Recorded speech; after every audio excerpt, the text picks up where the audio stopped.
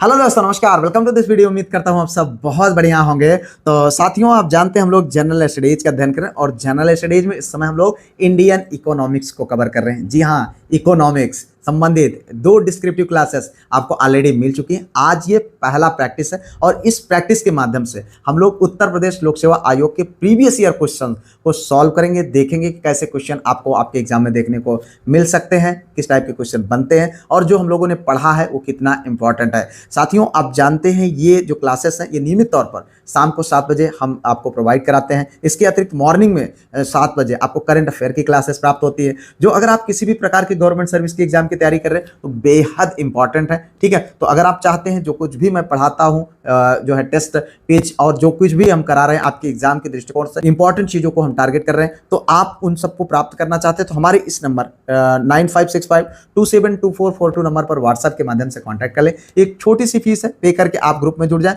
वहां पर आपको ये सारी चीजें, टेस्ट क्विज और सब कुछ, वीडियो पीडीएफ सब कुछ आपको वहां पर प्रोवाइड कराया जाता है। तो आइए वीडियो को शुरू करते हैं। यहां पर लेते हैं पहला क्वेश्चन। भारत में मिश्रित अर्थव्यवस्था की अवधारणा को निम्नलिखित में से किसके अंतर्गत स्वीकार किया गया? देखिए यहां पर मेरे भाई, हम आपको यहां पर क्वेश्चन जो देते हैं उनका जो आंसर अगर आपको पता हो आप उनको कमेंट में जरूर लिखें। ठीक है, अगर आपको पता हो तो पहले लिखिए, ना पता हो तो मेरे बताने के बाद आंसर जरूर करें, जिससे क्या होगा आपको चीजें लंबे समय तक याद रहेंगी और वो आपके लिए इंपॉर्टेंट साबित होगा। अब यहां पर देखें जो है क्या पूछ रहा है, मिश्रित अर्थव्यवस्था की अवधारणा को निम्नलिखित में से किसके अंतर्गत स्वीकार किया गया? और कल हम लोगों ने डिस्क्रिप्टिव के दौरान इसको यहां पर देखा था कि मिश्रित अर्थव्यवस्था क्या होती है, पूंजीवादी अर्थव्यवस्था क्या होती है, और जो है उसके साथ साथ सरकारी या फिर हम कह सकते हैं राज्य अर्थव्यवस्था क्या होती है, तो उसको यहाँ पर समाजवादी अर्थव्यवस्था जिसे कहते हैं क्या होती है उसको हम लोगों ने देखा था। यहाँ पर देखें, भारत संविधान का निर्माण में ही इसको शामिल किया गया था कि द्वितीय पंचवर्षीय योजना के दौरान, कि 1948 औद्योगिक क्रांति नीति के दौरान,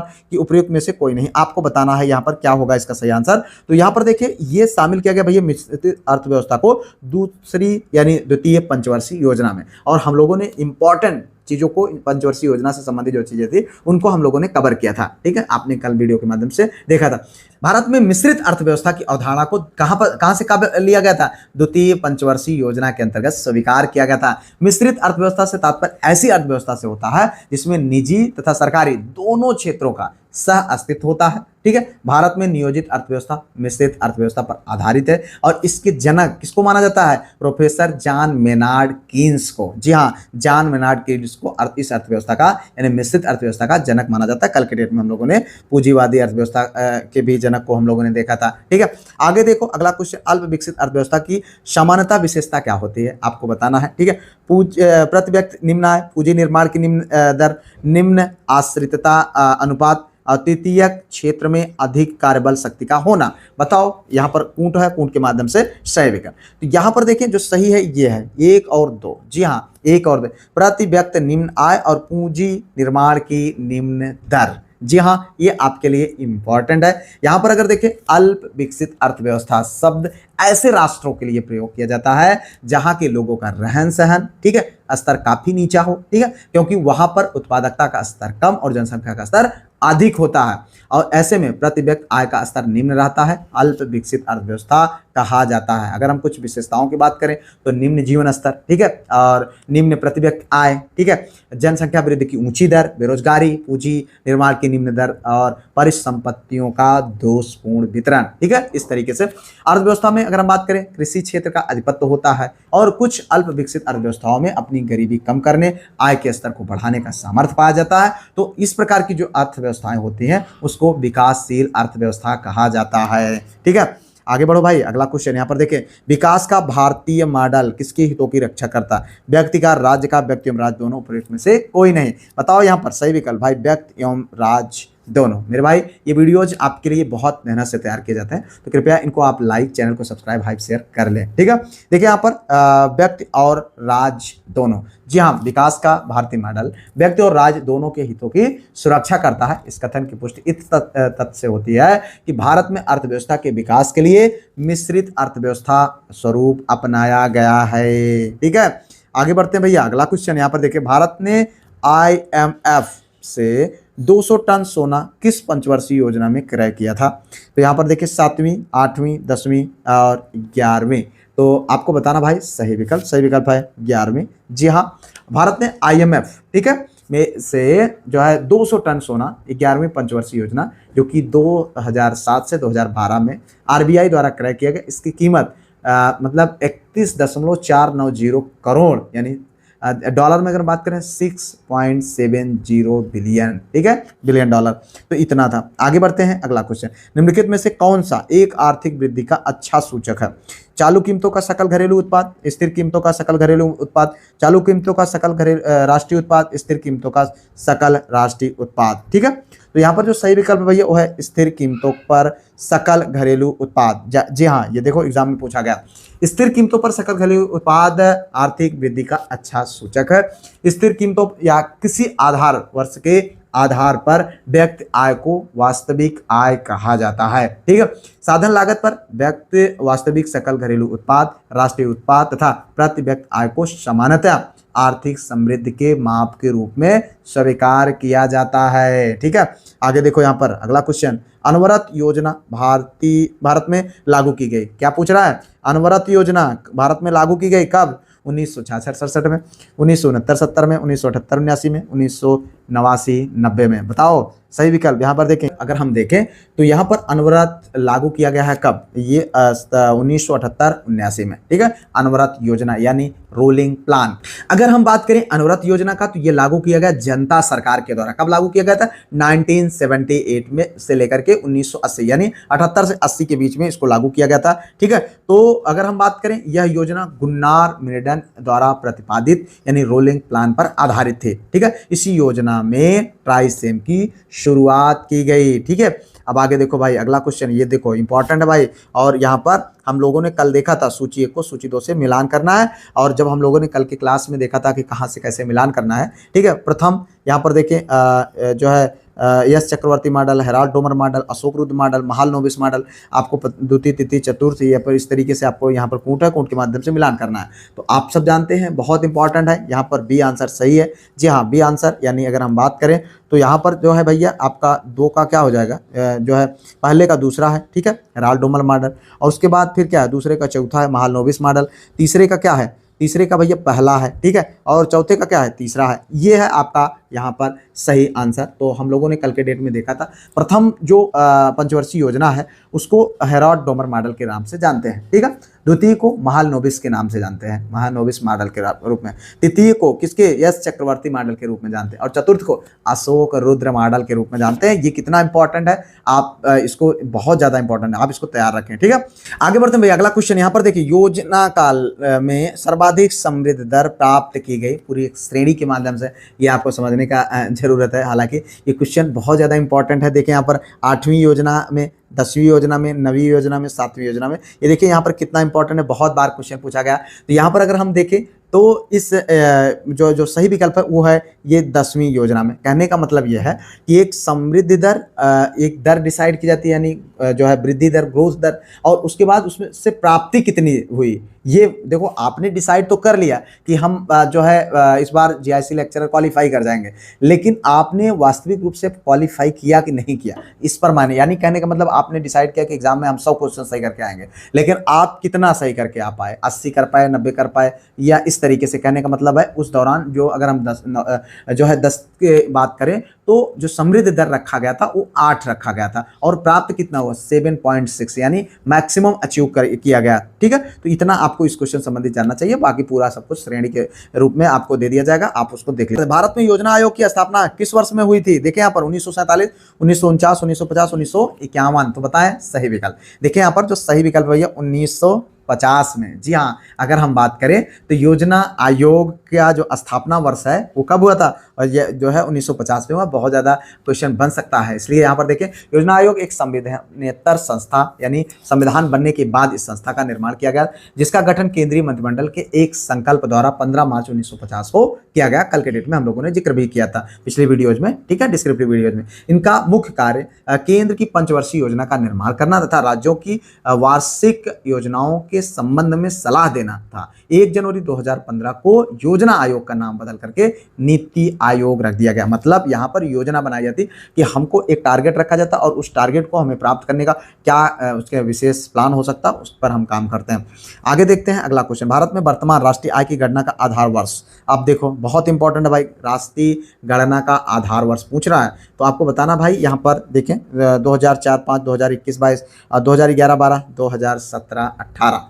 तो अगर आप देखें तो ये है सही 2011-12, ठीक है, यही आपका सही आंसर है। भारत में वर्तमान राष्ट्रीय आय की गणना का आधार वर्ष 2011-12 केंद्रीय सांख्यिकी कार्यालय यानी अगर हम बात करें CSO द्वारा ने वर्ष 2015 में आधार वर्ष 2004-5 को संशोधित करके 2011-12 कर दिया, ठीक है। राष्ट्रीय आय की गणना पहले स्थिर कीमत और चाल कीमत के आधार पर की जाती थी, परंतु वर्ष 2011 में से केवल चालू कीमतों पर किया जाता है, ठीक है। आगे देखो अगला क्वेश्चन, करों की उगाही से प्राप्त धन क्या होता है? समेकित कोष में, देखना है ये क्वेश्चन कल के डेट में हमने खूब फोकस करके इस पर देखा था। समेकित कोष में, आकस्मिक कोष में, सार्वजनिक लेखा में, निजी लेखा में। बताओ भाई कि जो करों से उगाही का जो होता है वो कहाँ जाता है, वो टैक्स को कहाँ पर रखा जाता है? तो यहाँ पर समेकित कोष में, ठीक है। अगर हम यहाँ पर देखें तो समेकित कोष भारत सरकार का वह कोष है जिसमें सरकार की समस्त राजस्व प्राप्तियां, सरकार द्वारा जारी किए गए ट्रेजरी बिल्स, वसूले गए राशि आदि को शामिल किया जाता है। सभी प्रकार के करों की उगाही से प्राप्त धन को समेकित कोष में किया जाता है और संसद के अनुमति के बगैर 1 रुपए का भी आहरण नहीं किया जा सकता। आगे बढ़ते हैं भाई, अगला क्वेश्चन, भारत में राष्ट्रीय आय का आकलन कौन सा संस्थान करता है? आपको बताना भाई, RBI, CSO, NSSO, ISI। देखो यहाँ पर कितना इंपॉर्टेंट, बहुत बार क्वेश्चन पूछा गया है। तो यहाँ पर आप देखें जो सही विकल्प है मित्र वो है आपका CSO यानी केंद्रीय संगठन सांख्यिकी संगठन। तो सही विकल्प आपको बताना CSO, यही आपका सही आंसर है। मेरे भाई आप देखें तो ये क्वेश्चन बहुत बार पूछा गया और जब क्वेश्चन पूछे गए उस दौरान राष्ट्रीय आय का अनुमान केंद्रीय सांख्यिकी संगठन द्वारा किया जाता था, जिसके स्थापना की अगर हम बात करें तो 2 मई 1951 में किया गया। यद्यपि इसका जो प्रारंभ है वो 1949 में ही शुरू हो गया था एक सांख्यिकी इकाई के रूप में, और वर्तमान में राष्ट्रीय आय की गणना राष्ट्रीय सांख्यिकी कार्यालय, अगर आप क्वेश्चन बनेगा तो क्या होगा, NSO, ठीक है, नेशनल स्टैटिक और जो है ऑर्गेनाइजेशन यानी संस्था के द्वारा, संगठन के द्वारा किया जाता है, NSO के द्वारा किया जाता है, ठीक है। तो इतना आपको ध्यान रखना। अब क्वेश्चन आंसर आएगा तो NSO रहेगा ऑप्शन में, आपको उसको सही करना है। अब देखो अगला क्वेश्चन, राष्ट्रीय डेयरी विकास बोर्ड का मुख्यालय पूछ रहा है, राष्ट्रीय डेयरी बोर्ड करनाल में, नई दिल्ली में, आनंद में, भोपाल में। बताओ सही विकल्प। सही विकल्प है भैया यहाँ पर आनंद में। जी हाँ, आनंद कहाँ है? गुजरात में, ठीक है। राष्ट्रीय डेयरी विकास बोर्ड का मुख्यालय आनंद जो कि गुजरात में स्थित है वहां पर है। राष्ट्रीय डेयरी विकास बोर्ड की स्थापना की अगर हम बात करें तो 1965 में, कब? 1965 में हुआ है, ठीक है। वर्तमान में मिनेश शाह राष्ट्रीय डेयरी विकास बोर्ड के कार्यकारी निदेशक हैं। तो ये भी क्वेश्चन आपके एग्जाम में पूछा जा सकता है। आगे देखो अगला क्वेश्चन, यहाँ पर देखें, सूची 1 को सूची 2 से सुमेलित कीजिए तथा सूचियों में दिए गए फूड को आपको सही बताना है। मेरे भाई आप देखिए यहाँ पर फसल है, ये है उनकी प्रजाति। इस टाइप का क्वेश्चन आपको एग्जाम में देखने को मिलता है। हालांकि हम अभी कृषि में इस टाइप के क्वेश्चन को देखेंगे, ठीक है। कृषि अभी हमको अध्ययन करना है, पर्यावरण करना है और उसके बाद विज्ञान को भी अध्ययन करना है। मतलब आप UPSC सारी चीज़ों को करेंगे बहुत सहज, क्योंकि अब आपका सिलेबस लगभग जो है 80% कंप्लीट हो चुका है, 20% बचा है, क्योंकि सबसे मेजर पोर्शन होता है आपका जियोग्राफी का, आपके संविधान का, उसके बाद हिस्ट्री का। तो ये सारी चीज़ें हम कवर कर चुके हैं। अब एक और वीडियो के माध्यम से हम यहाँ पर जो है आपके इकोनॉमिक्स के पार्ट को भी क्लोज करेंगे, ठीक है। उसके बाद फिर हम पर्यावरण, फिर उसके बाद कृषि, फिर विज्ञान, फिर बस उसके बाद आपका 1-1, 2-2 क्लासेस में यूपी स्पेशल और जो भी इंपॉर्टेंट चीज़ें उनको कवर कर लेंगे। तो इस तरीके से आपकी यहाँ पर पूरी तैयारी हो जाएगी, बिल्कुल बिंदास रहें, आपके एग्जाम तक हम यहाँ पर कराने में सक्सेस हो जाएंगे। यहाँ पर देखें अगर हम तो ये जो है भैया प्रजातियाँ हैं, प्रजातियों को आपको बताना है कि कौन नीचे दिए गए कूट में सही उत्तर आपको बताना है इन कूटों के माध्यम से, ठीक है। तो अगर हम कूटों की बात करें तो यहाँ पर जो सही है वो है भैया ये 1, 4, ठीक है, क्या है 1, 4, 2, 3, जी हाँ 1, ठीक है। अगर हम बात करें 1 है ये पहला, उसके बाद फिर दूसरा यहाँ पर है 4, ठीक है, ये वाला, फिर उसके बाद है आपका 2 नंबर पर, फिर उसके बाद नंबर है 3। इस तरीके से यहाँ पर आपका धान की बात करें तो धान जो है, धान की प्रजाति रत्ना होती है, जया होता है, पद्मा होता है, अमन, बोरो, पूसा, सुगंधा, ये सब धान की प्रजातियाँ होती हैं। गेहूँ की बात करें तो कल्याण, सोना, सोनालिका, ये सब जो है गेहूँ की प्रजाति होती है, ठीक है। अलसी की बात करें हिमानी, मुक्ता, नीलम, जवाहर 17, ये सब होती हैं, ठीक है। सरसों की अगर हम बात करें तो गिरिराज, पीताम्बरी, वरुण, दिव्या, 30, ये सब होते हैं। अलसी में नीलम आ गया, ठीक है। अब उसके बाद मटर की हम बात करें तो मटर, रचना, और उसके बाद अपर्णा, सपना, उत्तर, पूषा, प्रगति, ये सब सारी लड़कियों की प्रजाति, ठीक है। यहाँ पर आप देख सकते हैं इस तरीके से लड़कियों के नाम पर प्रजाति पड़ी। भारत में कृषि जनगणना कितने वर्षों के अंतराल में आयोजित होती है? 5, 2, 4 और 3। बताओ सही विकल्प। सही विकल्प है भैया यहाँ पर ये पहला 5 साल में। जी हाँ, भारत में कृषि जनगणना 5 वर्षों के अंतराल में आयोजित होती है। कृषि एवं किसान कल्याण मंत्रालय द्वारा 11वीं कृषि जनगणना की शुरुआत अगस्त 2022 में हो गई है, जिसके डेटा संग्रह स्मार्टफोन और टैबलेट पर किया जाएगा ताकि डेटा समय पर उपलब्ध हो सके, ठीक है। अगर हम बात करें उत्तर प्रदेश सहित पूरे भारत में कृषि जनगणना 2015-16 में अंतिम बार आयोजित हुई थी, जिसके अगर हम चरण की बात करें, अंतिम आंकड़े जो है जनवरी 2020 में जारी किए गए। उसके बाद 2020-21 उस संदर्भ वर्ष के साथ अगली कृषि जनगणना होनी है, जो अभी क्या हो रहा है, चल ही रहा है, ठीक है। तो अंतिम पूर्ण जनगणना की हम बात करें तो 2015-16 में हुआ था, जो कि 2020 में जारी हुआ, और अगली जनगणना 2020-21 में से अभी तक जारी है, मतलब उसका रिजल्ट नहीं आया है। देखिए यहाँ पर कृषि विस्तार, प्रशिक्षण एवं भ्रमण प्रणाली अपनाने वाला प्रथम राज्य था राजस्थान, उत्तर प्रदेश, पंजाब, आंध्र प्रदेश। तो बताओ सही विकल्प।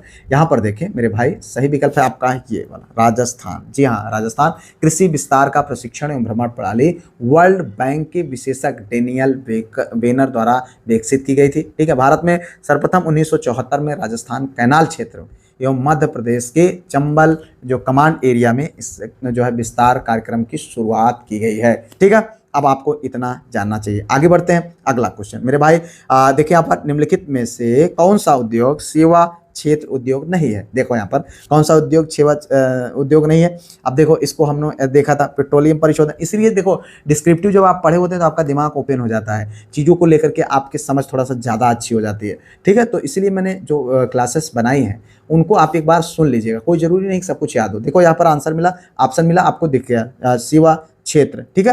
तो तेल परिशोधन, बीमा, बैंकिंग, शिक्षा। तो सेवा के अंतर्गत कौन कौन आता है? बीमा आता है, शिक्षा आता है, बैंकिंग आता है, तेल परिशोधन थोड़ी ना आता है। तो ये आपका सही आंसर हो जाएगा, ठीक है। यहाँ पर पेट्रोलियम परिशोधन उद्योग ये द्वितीय क्षेत्र के अंतर्गत आता है, ठीक। आगे देखो यहाँ पर निम्नलिखित में से कौन सा केंद्र उर्वरक के साथ इस्पात उद्योग के लिए भी जाना जाता है? गोरखपुर, नेवली, राउरकेला, नाहरकटिया।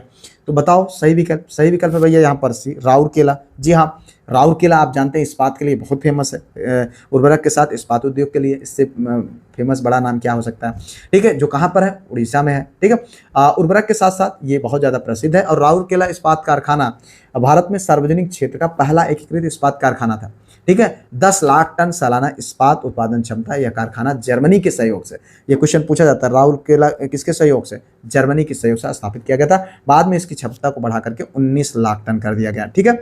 आगे देखो, नवरत्न पर का विचार संबंधित है तकनीकी जनशक्ति से चयनित वर्ग, चयनित निर्यातोन्मुखी इकाइयों पर, चयनित खाद्यान्न प्रसंस्करण पर, सार्वजनिक क्षेत्र के चयनित उद्यम पर। तो बहुत इंपॉर्टेंट है, ठीक है, हमने कल के डेट में देखा भी था इसको, सार्वजनिक क्षेत्र के चयनित उद्यम पर। जी हाँ, ये देखो यहाँ पर इसमें अगर हम बात करें तो 1997-98 के केंद्रीय बजट में अच्छा निष्पादन करने वाले 9 सार्वजनिक उपक्रमों को चुना गया और उन्हें 9 रत्नों की संज्ञा दी गई, ठीक है। उस समय मूलतः कुल मिलाकर के 9 कंपनियों को यह दर्जा प्रदान किया गया।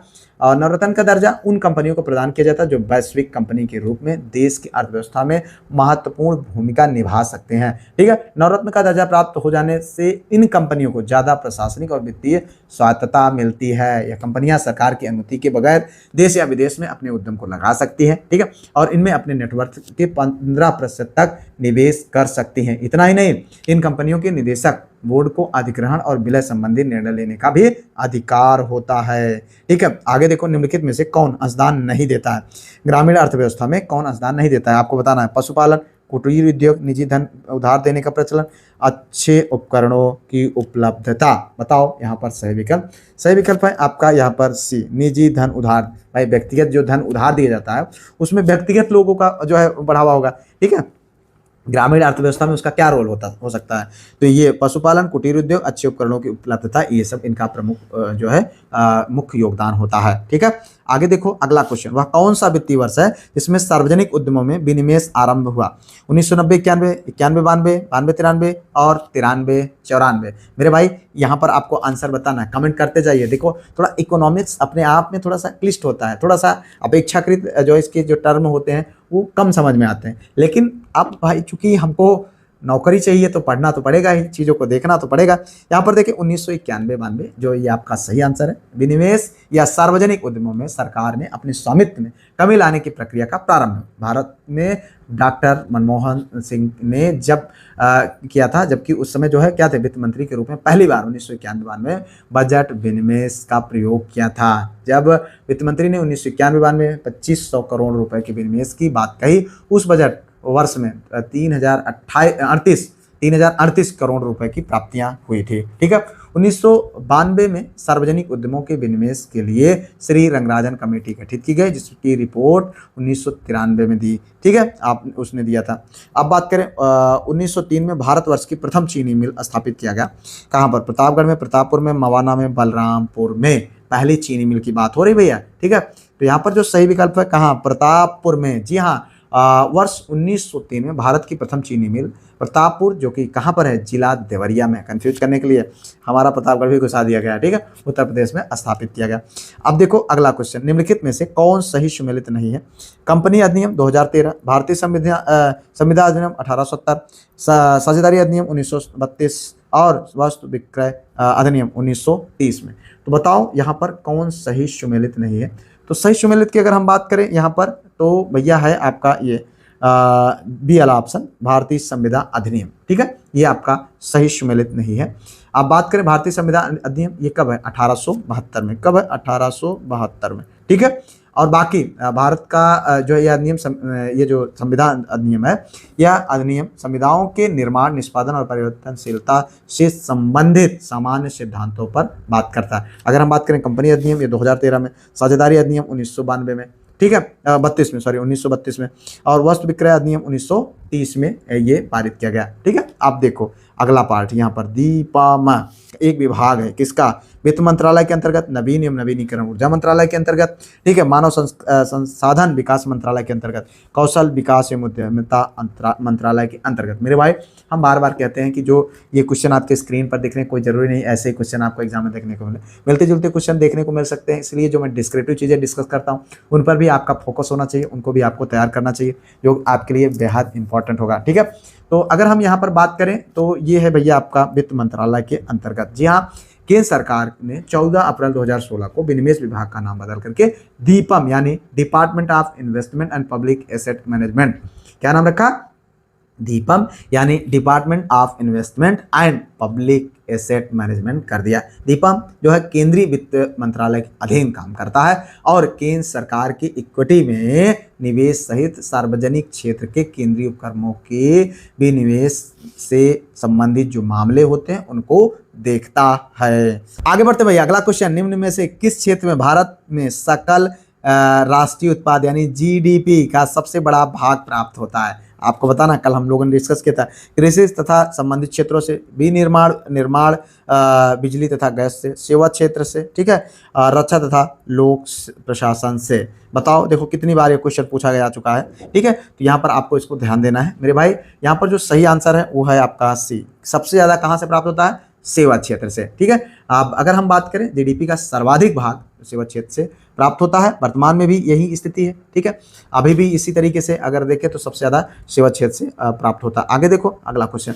निम्नलिखित में से कौन सी समिति सार्वजनिक बैंकों के समेकन से संबंधित नहीं है? ठीक है, नायक समिति, नरसम्मेन समिति, लीलाधर समिति, रंगराजन समिति। ठीक है, रंगराजन समिति। यहाँ पर देखें सही विकल्प है, हम लोगों ने समितियों को भी देखा था। ठीक है, रंगराजन समिति का संबंध सार्वजनिक बैंकों के समेकन से संबंधित नहीं है। ठीक है, यहाँ पर क्या पूछ रहा है? निम्नलिखित में से कौन सी समिति सार्वजनिक बैंकों के समेकन से संबंधित नहीं है? तो यहाँ पर रंगराजन समिति, ये इसका संबंध जो है सार्वजनिक बैंकों के समेकन से नहीं है। जबकि अगर हम बात करें आरबीआई द्वारा गठित नरसिम्हन समिति, जो कि 1998 में, कब? 1998 में, 1998 में। ठीक है, अब उसके बाद लीलाधर समिति की अगर हम बात करें तो लीलाधर समिति भैया 2008 में। ठीक है, 2008 में, और उसके बाद नायक समिति की बात करें तो 2014 में। ठीक है, ये सारी समितियों को कल हम लोगों ने देखा भी था, सार्वजनिक बैंकों में समेकन की सिफारिश।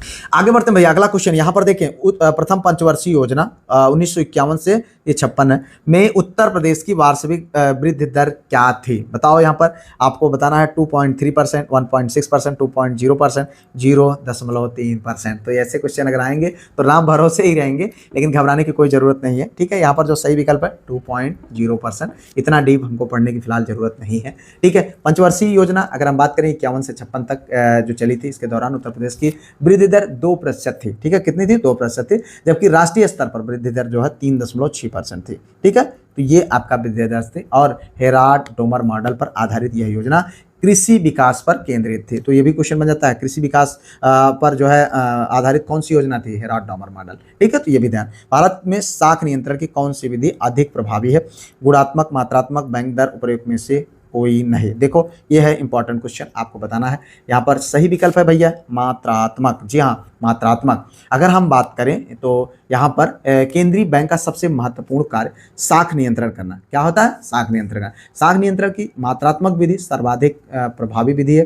भारत में आरबीआई द्वारा साख नियंत्रण के लिए 2 तरीके अपनाए जाते हैं, मात्रात्मक, गुणात्मक। ठीक है, मात्रात्मक तरीका यानी बैंक दर और जो है खुली बाजार, ये सारी चीज़ें इसमें जो है अपनाई जाती हैं। ठीक है, आगे देखिए अगला क्वेश्चन। मुद्रा के मूल्य में परिवर्तन का माप करते हैं प्रतिभूति कीमत सूचकांक, उपभोक्ता मूल्य सूचकांक, थोक मूल्य सूचकांक, उत्पादन सूचकांक। तो ये इंपॉर्टेंट है भाई।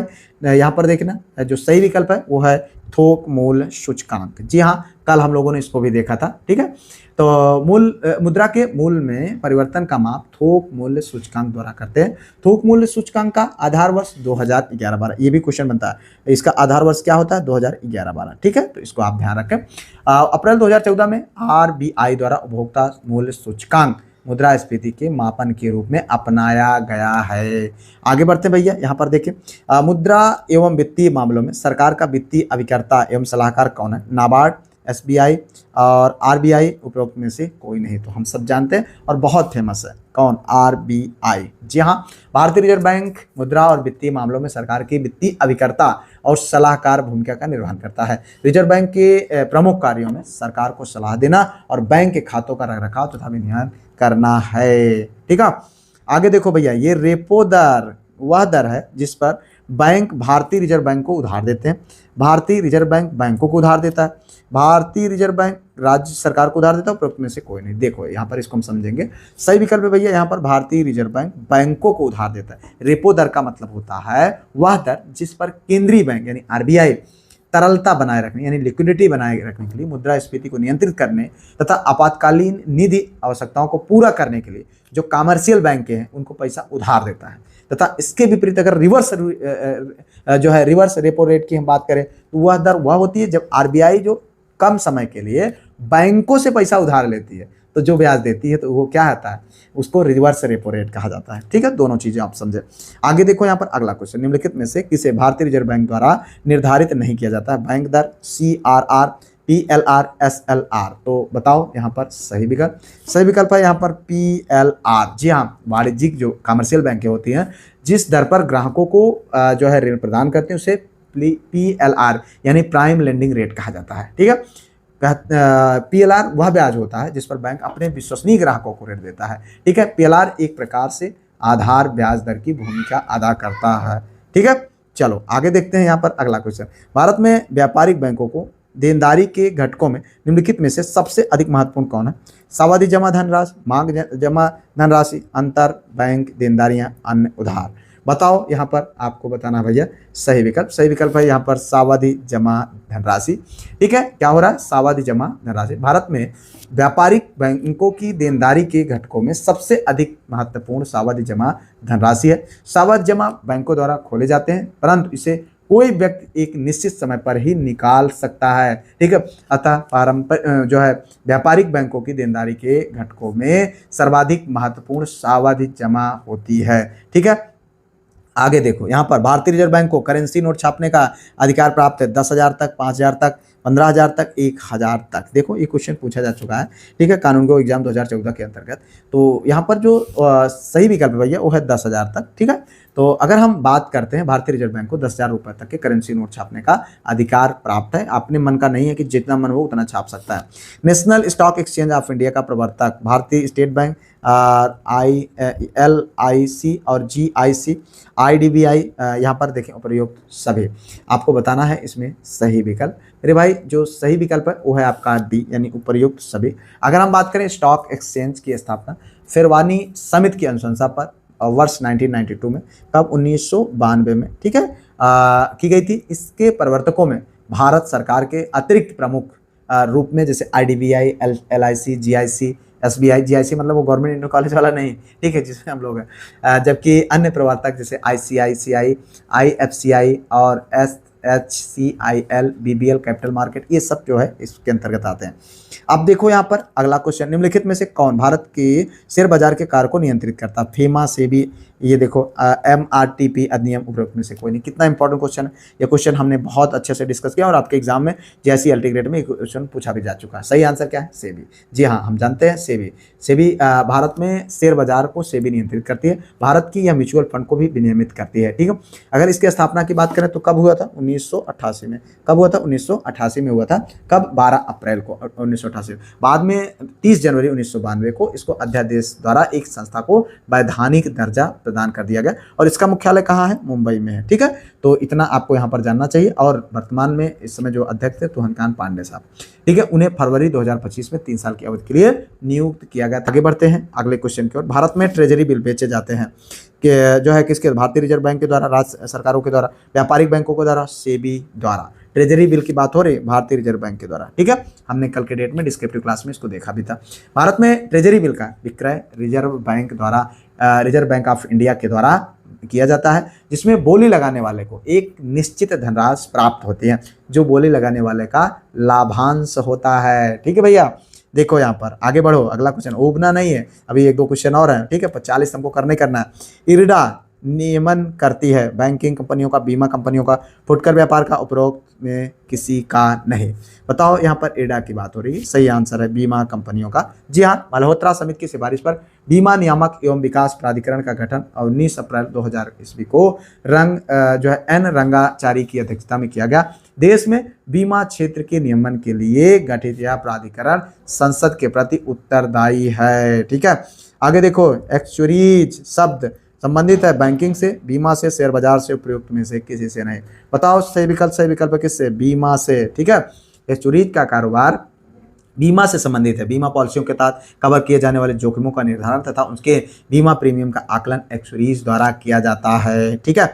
आगे बढ़ते हैं आज का अंतिम क्वेश्चन। यहाँ पर देखिए भैया, निम्नलिखित में से कौन सा वक्र कर की दरों तथा सरकारी राजस्व के बीच संबंध को दर्शाता है? देखिए, लॉरेंज वक्र, लेफर वक्र, फिलिप्स वक्र, ग्रिफिथ वक्र। तो बताओ यहाँ पर सही विकल्प है भैया यहाँ पर बी आंसर, लेफर वक्र। जी हाँ, तो ये आपका लेफर वक्र कर की दरों तथा सरकारी राजस्व के बीच संबंध को दर्शाता है। लेफर वक्र का विकास वर्ष 1979 में, कब? 1979 में इसका विकास किया गया, ठीक है। लेफर वक्र के अनुसार जैसे जैसे कर की दर बढ़ती है वैसे वैसे राजस्व में भी वृद्धि होती है। तो हम लोगों ने यहाँ इंपॉर्टेंट 40 क्वेश्चन को देखा, और भी क्वेश्चंस हैं, बट अब चूंकि क्लास बहुत ज़्यादा लंबी हो जाएगी इसलिए हम लोग PDF में भेज देंगे, आप उनको पढ़ लीजिएगा। यहाँ पर आप देखें तो इन वीडियोज़ के माध्यम से हम लोग उन इंपॉर्टेंट क्वेश्चंस को कवर कर रहे हैं जो आपके लिए बेहद इंपॉर्टेंट है। तो आप इस नंबर पर कॉन्टैक्ट करके PDF ले लीजिए और आराम से उससे पढ़िए, टेस्ट क्विज में पार्टिसिपेट करिए। वीडियो को लाइक, चैनल को सब्सक्राइब, हाइप शेयर कर लीजिएगा। मिलते हैं किसी और वीडियो में किसी और टॉपिक पर, तब तक के लिए जय Hind, Vande Mataram, best of luck.